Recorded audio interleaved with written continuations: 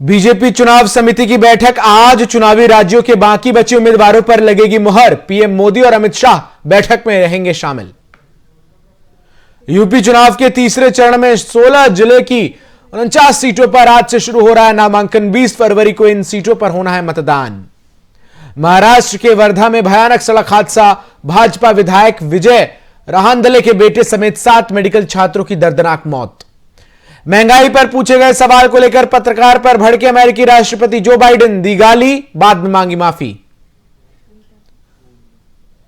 और देश में बीते 24 घंटे में कोरोना के केस गिरे। 2,55,000 मामले आए सामने, लेकिन 614 लोगों ने गंवाई जान।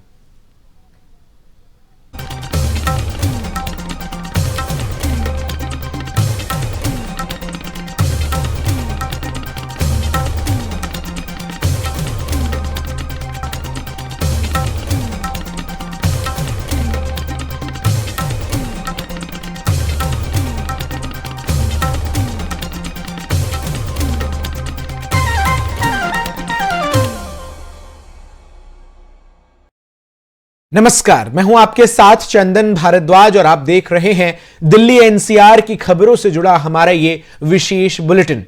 दिल्ली में लगातार कम हो रहे कोरोना के मामलों को देखते हुए अगले कुछ दिनों में लोगों को प्रतिबंधों में कुछ छूट मिल सकती है।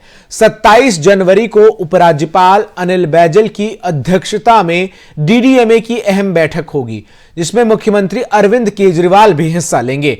मीटिंग में कोरोना के मौजूदा हालात की समीक्षा की जाएगी। मीटिंग में दिल्ली के सभी बड़े अधिकारी मौजूद रहेंगे। माना जा रहा है कि बैठक के बाद वीकेंड कर्फ्यू खत्म करने पर भी फैसला लिया जा सकता है। वहीं दूसरी तरफ व्यापारियों की समस्याओं को देखते हुए बाजारों में कोविड गाइडलाइंस पर भी चर्चा हो सकती है। बीजेपी और आम आदमी पार्टी के साथ ही व्यापारियों ने भी वीकेंड कर्फ्यू हटाने और बाजारों में ऑड इवन सिस्टम खत्म करने की मांग की है। तो दिल्ली में लगातार कम हो रहे कोरोना संक्रमण के मामलों के मद्देनजर गणतंत्र दिवस के अगले दिन यानी 27 जनवरी को एक काफी महत्वपूर्ण बैठक होने वाली है दिल्ली डिजास्टर मैनेजमेंट अथॉरिटी की, जिसकी अध्यक्षता दिल्ली के उपराज्यपाल अनिल बैजल करेंगे। इस बैठक में उम्मीद जताई जा रही है कि कोरोना संक्रमण के बढ़ते मामलों के मद्देनजर जो तमाम पाबंदियां दिल्ली में लगाई गई थी, खास करके जो वीकेंड कर्फ्यू लगाया गया था यानी वीकेंड लॉकडाउन, उसमें राहत दिल्ली वासियों को मिलेगी। इस बात की उम्मीद जताई जा रही है। इसके साथ ही साथ उम्मीद इस बात की भी जताई जा रही है कि जो तमाम बाजार अब तक ऑड इवन सिस्टम से तमाम वीक डेज में खुलते हुए नजर आ रहे हैं, उन बाजारों को भी अब प्रत्येक दिन जो है खोलने की अनुमति दी जाएगी, क्योंकि दिल्ली में संक्रमण के मामले जो हैं वो लगातार घटते हुए नजर आए हैं बीते एक हफ्तों में। ऐसे में दिल्ली के तमाम जो नागरिक हैं और खास करके तमाम जो बाजार हैं उनमें जो व्यापारी संघ हैं वो लगातार इस बात की मांग कर रहे हैं कि पिछले 2 सालों से कोरोना संक्रमण के कारण वैसे ही जो धंधा पानी है वो साफ तौर पर प्रभावित हुआ है और अब ऐसे में शादी के सीजन की शुरुआत हो रही है और तमाम बाजार अगर बंद रहेंगे तो व्यापारियों को काफी नुकसान होगा। इसी के मद्देनजर यह अहम बैठक डीडीएमए की होने वाली है। इसके साथ ही साथ आपको बता दें कि इस बात को लेकर दिल्ली के मुख्यमंत्री अरविंद केजरीवाल ने बीते हफ्ते ही दिल्ली के उपराज्यपाल अनिल बैजल को एक पत्र लिखकर वीकेंड कर्फ्यू में जो रिलैक्सेशन है वो देने की मांग की थी, लेकिन दिल्ली के उपराज्यपाल अनिल बैजल ने अरविंद केजरीवाल सरकार द्वारा दिए गए इस प्रस्ताव को स्वीकार नहीं किया। हालांकि जो तमाम निजी दफ्तर हैं दिल्ली में उनको 50% क्षमता के साथ भी वीकेंड्स के दिन खुले रहने की अनुमति दे दी थी, लेकिन बाजारों को लेकर उपराज्यपाल अनिल बैजल ने कहा था कि आने वाले समय में जब संक्रमण के मामले लगातार कम होते हुए नजर आएंगे तब इस पर फैसला लिया जा सकता है। ऐसे में 27 तारीख को होने वाली इस महत्वपूर्ण बैठक में सबकी निगाहें इसी बात पर टिकी होंगी कि उपराज्यपाल अनिल बैजल, दिल्ली के मुख्यमंत्री अरविंद केजरीवाल, दिल्ली के स्वास्थ्य मंत्री सत्येंद्र जैन के साथ जब दिल्ली सरकार और डीडीएमए के तमाम वरिष्ठ अधिकारी बैठक के लिए एक बंद कमरे में बैठेंगे तो शायद जो तमाम रेस्ट्रिक्शंस हैं उन पर जो रोक लगी हुई है वो हटाई जा सकती है।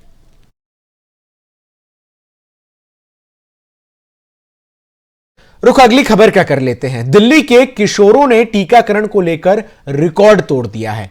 सिर्फ 20 दिन में दिल्ली के 75% किशोर ने कोरोना वैक्सीन की पहली खुराक ले ली है। 3 जनवरी से 23 जनवरी के बीच दिल्ली के 7 लाख से ज्यादा किशोरों ने पहली डोज ले ली है। इन्हें अगले सप्ताह से वैक्सीन की दूसरी खुराक जो है वो मिलने लगेगी। आपको बता दें कि दिल्ली में कोरोना टीकाकरण के 372 दिन पूरे हो चुके हैं, लेकिन पहली बार वैक्सीन के प्रति सबसे अधिक उत्साह किशोरों में देखने को मिल रहा है। सोमवार को मयूर विहार फेज 3 स्थित डीडीजी इलाके में किशोर टीकाकरण के लिए स्वास्थ्य विभाग की वैन पहुंची। यहां 1 घंटे में 60 से अधिक किशोरों को पहली खुराक दी गई। तो दिल्ली में कोरोना संक्रमण के कम होते मामलों के बीच जब से पूरे देश में 15 से 18 साल के आयु वर्ग के बच्चों के लिए कोरोना टीकाकरण की शुरुआत की है, तब से लेकर अब तक तकरीबन 7 लाख से अधिक जो है किशोर दिल्ली के उन्होंने कोरोना की वैक्सीन ले ली है। यानी दिल्ली में कोरोना टीकाकरण को लेकर जागरूकता जो है वो देश के कई राज्यों से काफी अधिक है और जो युवा हैं वो काफी तादाद में, खास करके 15 से 18 साल के आयु वर्ग के बच्चे जो हैं वो टीकाकरण लगाते हुए नजर आ रहे हैं। दिल्ली में कोरोना संक्रमण के बढ़ते मामलों के मद्देनजर दिल्ली सरकार अलग अलग जगहों पर कोरोना वैक्सीनेशन कैंप्स लगा रही है, साथ ही साथ कोरोना टेस्टिंग भी हो रहा है। और दिल्ली में इसी को लेकर जो अच्छी खबर सामने आई है कि 75% किशोरों ने कोरोना की वैक्सीन लगवा ली है। टीकाकरण को लेकर 15 से 18 साल के आयु वर्ग वाले तमाम किशोरों में काफी उत्साह देखने को मिल रहा है। तमाम जगहों पर बड़ी संख्या में 15 से 18 साल के आयु वर्ग के किशोर जो है वो पहुंचकर कोरोना वैक्सीन की डोज लगाते हुए नजर आ रहे हैं। दिल्ली में कोरोना संक्रमण के मामलों में जनवरी की शुरुआत में इजाफा देखने को मिला, लेकिन इसके बाद से जिस तरीके से कोरोना टीकाकरण की रफ्तार बढ़ाई गई और जिस तरीके से ओमिक्रॉन वेरिएंट लगभग कम्युनिटी स्प्रेड के तौर पर दिल्ली में फैलता हुआ नजर आया, इससे अब जो है ओमिक्रॉन संक्रमण के मामलों के मद्देनजर दिल्ली में कोरोना के जो तादाद हैं वो लगातार घटते हुए नजर आ रहे हैं। ऐसे में आने वाले कुछ दिनों में तमाम जो पाबंदियां लागू हैं उनके भी हटने की उम्मीद जताई जा रही है।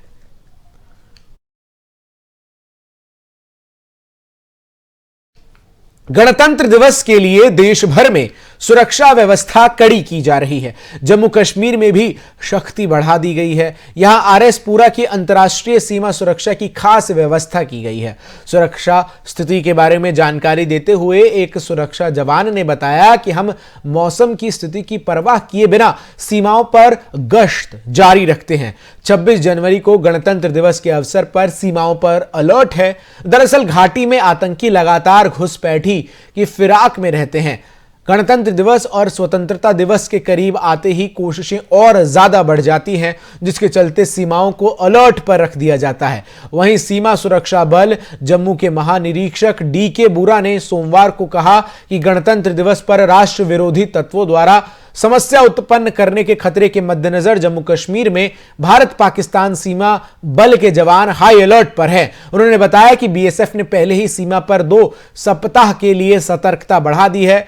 कहा कि जम्मू सीमा में अंतर्राष्ट्रीय सीमा पर सुरंग रोधी अभियान शुरू कर दिया गया है। बुरा ने कहा कि बीएसएफ आतंकवादियों के नापाक मंसूबों को विफल करने के लिए सेना, केंद्रीय रिजर्व पुलिस बल और पुलिस के साथ संयुक्त गश्त कर रही है।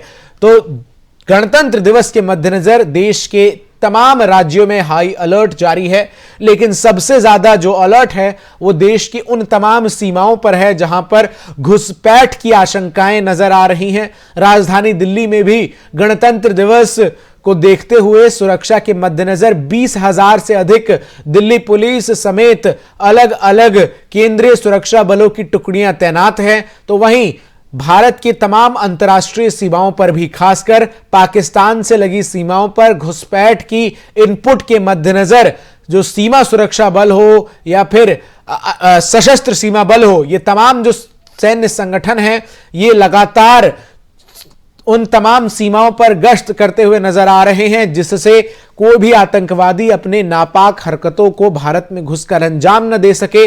और लगातार गश्त करते हुए ये सैनिक भारत के गणतंत्र की रक्षा जो है वो कर रहे हैं। लगातार गश्त करते हुए सैनिक मौसम की परवाह किए बगैर जो है देश की सुरक्षा को प्राथमिकता देते हुए दुश्मन से लगातार चुनौती लेते हुए तमाम जो देश के बॉर्डर्स हैं उन पर नजर आ रहे हैं, जिससे देश के अलग अलग हिस्सों में मौजूद नागरिक जो हैं महफूज रह सकें।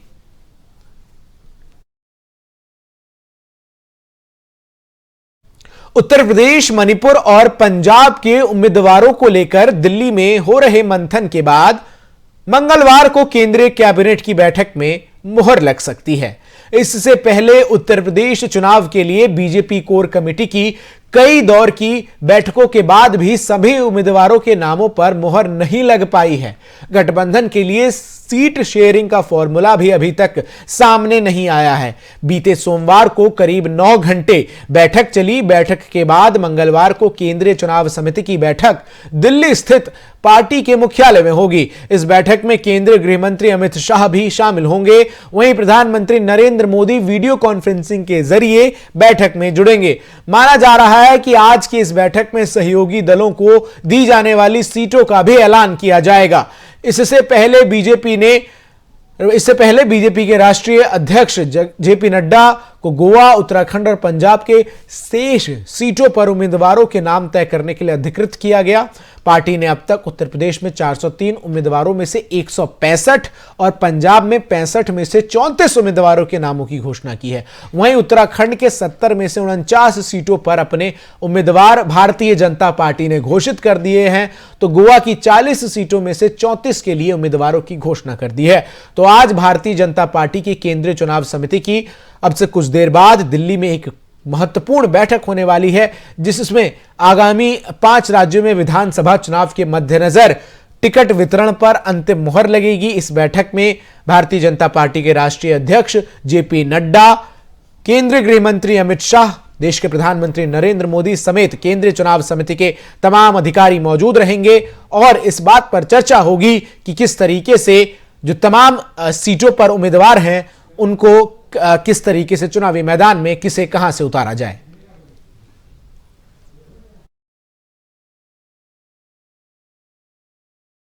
केंद्रीय स्वास्थ्य मंत्री मनसुख मांडविया आज 9 राज्यों और केंद्र शासित प्रदेशों के स्वास्थ्य मंत्रियों के साथ कोरोना की स्थिति पर बातचीत करेंगे। इस मीटिंग में शामिल होने वाले राज्यों और केंद्र शासित प्रदेशों में जम्मू कश्मीर, हिमाचल प्रदेश, पंजाब, हरियाणा, उत्तराखंड, दिल्ली, लद्दाख, उत्तर प्रदेश और चंडीगढ़ शामिल हैं। इससे पहले केंद्रीय स्वास्थ्य मंत्री ने महाराष्ट्र, मध्य प्रदेश, राजस्थान, गुजरात, गोवा और दादरा नगर हवेली के साथ दमन और दीव के स्वास्थ्य मंत्रियों और प्रधान सचिवों के साथ बातचीत की थी। आज होने वाली बैठक ऐसे समय में हो रही है जब कई राज्यों में कोरोना कहर बरपा रहा है, तो कई राज्यों में कोरोना के मामले कम हो रहे हैं। हालांकि कुछ राज्य ऐसे भी हैं जहां कोविड-19 के मामले कम होने शुरू हो गए हैं। देश में अब तक कोविड-19 रोधी टीके के 162.77 करोड़ से ज्यादा खुराक दी जा चुकी है। स्वास्थ्य मंत्रालय के आंकड़ों के अनुसार सोमवार शाम 7 बजे तक टीके की 49 लाख खुराकें दी गईं। मंत्रालय ने कहा कि अब तक 87 लाख से ज्यादा एहतियाती खुराक स्वास्थ्य कर्मियों, अग्रिम मोर्चा के कर्मियों और अन्य बीमारियों से पीड़ित 60 वर्ष से अधिक आयु के लोगों को दी गई है। साथ ही 15 से 18 आयु वर्ग के 4,25,44,326 किशोरों को पहली खुराक दी गई है।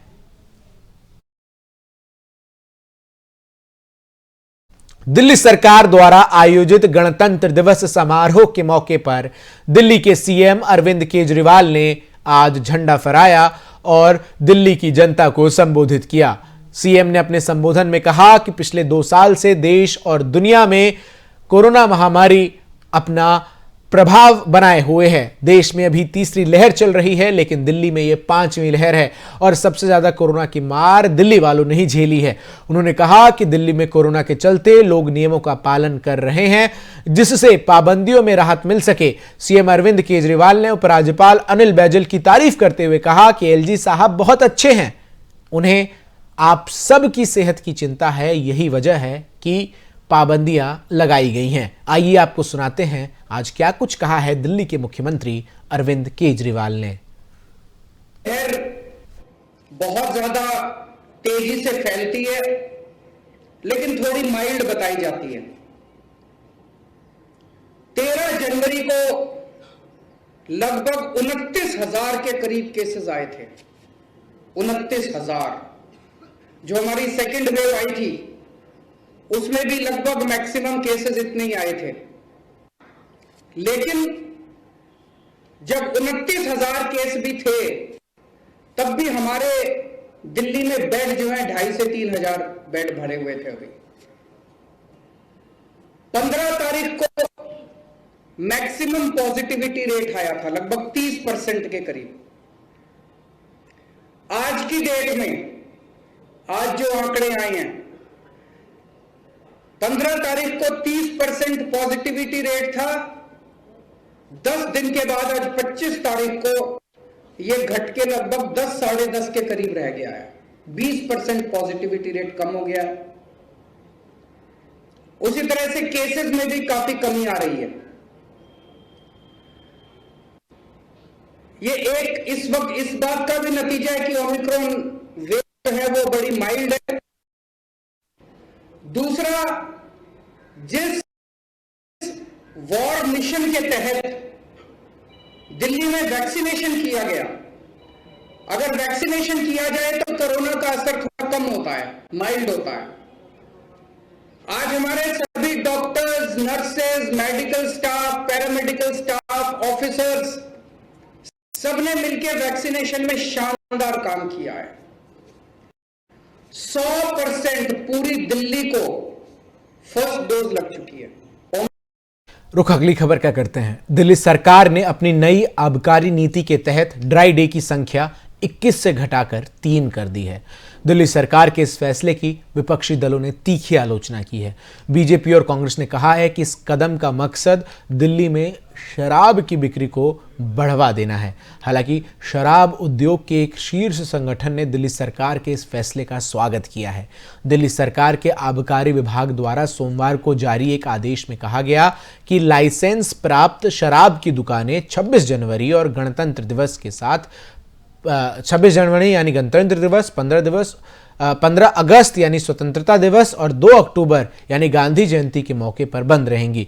विभाग ने कहा कि दिल्ली आबकारी नियम 2010 के नियम 52 के प्रावधानों के अनुसार यह आदेश दिया जाता है कि राष्ट्रीय राजधानी परिक्षेत्र दिल्ली में वर्ष 2022 के दौरान आबकारी विभाग की सभी लाइसेंसधारियों और ओपीएम की दुकानों द्वारा निम्नलिखित तिथियों को ही ड्राई डे माना जाएगा।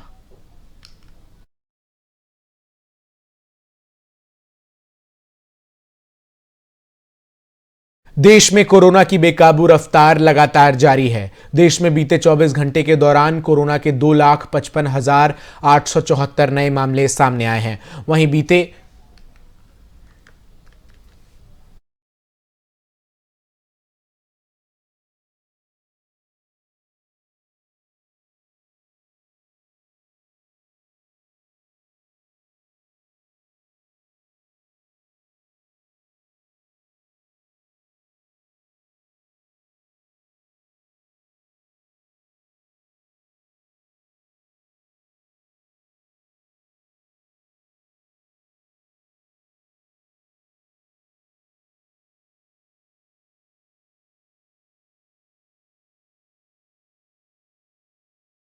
फिलहाल के लिए इस बुलेटिन में बस इतना ही। देश और दुनिया की तमाम खबरों के लिए देखते रहिए एफएम न्यूज़।